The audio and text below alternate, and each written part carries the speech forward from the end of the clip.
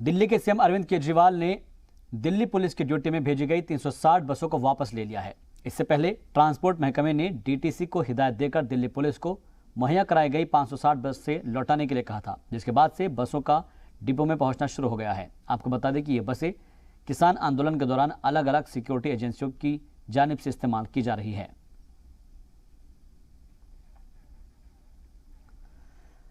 वहीं बीजेपी ने दिल्ली पुलिस से डीटीसी बस वापस लेने पर तनकीद का निशाना किया। केजरीवाल जी ने और दिल्ली सरकार ने ये जो फरमान जारी किया है कि डीटीसी बस अब मुहैया नहीं कराया जाएगा दिल्ली पुलिस को, कहीं ना कहीं एक तानाशाही रवैया दिखाया है अरविंद केजरीवाल ने। वो एनार्किस्ट थे, अराजक थे और आज भी अराजक के रूप में ही वो व्यवहार कर रहे हैं। ये जो डीटीसी बस होती है वो किस लिए होती है? दिल्ली के जवानों को आवागमन कराने के लिए जिस स्थान पर सुरक्षा की आवश्यकता होती है वहां ट्रांसपोर्ट करके दिल्ली के जवानों को पहुंचाया जाता है इन बसों के माध्यम से। सवाल उठता है कि ये दिल्ली की पुलिस के जो जवान हैं, जो कर्मचारी हैं, वो दिल्ली के निवासी नहीं है क्या? क्या वो दिल्ली के नागरिकों के लिए काम नहीं करते हैं? अगर हमारी रक्षा कोई कर रहा है, हमारे लिए कोई लड़ रहा है, तो संसाधन उनके लिए नहीं है क्या?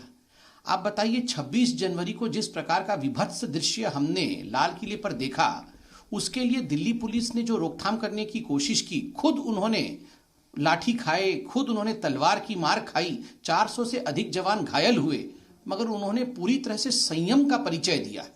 उसके बाद भी इस प्रकार का व्यवहार दिल्ली पुलिस के साथ कहीं ना कहीं दिखाता है कि अरविंद केजरीवाल जी को और आम आदमी पार्टी को जो अराजक कहा जाता है वो बिल्कुल सही है।